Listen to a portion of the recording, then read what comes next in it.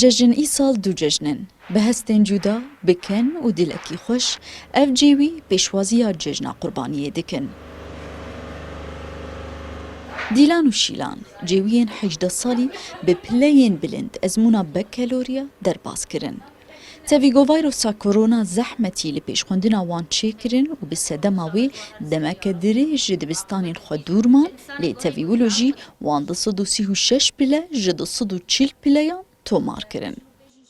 مال يوتيوب طبعا اولوي نام يعني ما ياما وياما ما فيديوهاتي ما كنت نسر هفده بيكون يعني فيديو بيصدق ماني هشتبه بدو ادن جي بيكون بيصدق بو فوقت قابت انه تكشا سرها في وقت قالك باش خندنامه و يعني نوك تقاسي انه سر فيديو سر يوتيوب نوك وقت قابت حاضر بت فلان فقره فهم نكرج استاذ مش مرفقري يعني او مثلا يعني قلت نتا او برسيتها بالسر تشتكي وتدفيت برسا استاذ بك فالدقاويد استاذنا موجود.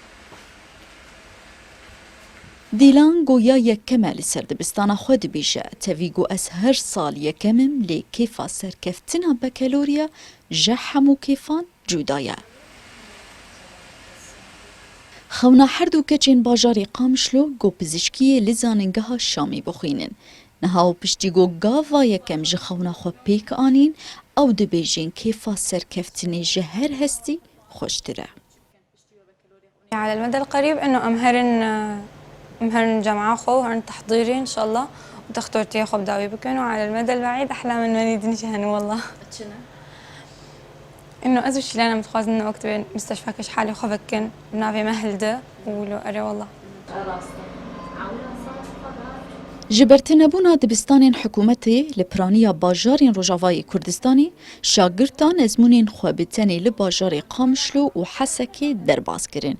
Gozêdeyî 6000 şagird ji parêzgeha Hesekê tevlî ezmûnên hikûmeta Sûriyê ku di 21 meha Hezêrana Borî de dest pêkirin bûn.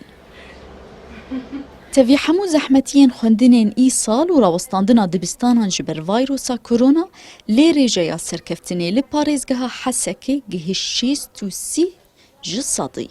Lava Esad, Kurdistan 24, bajarê Qamişlo.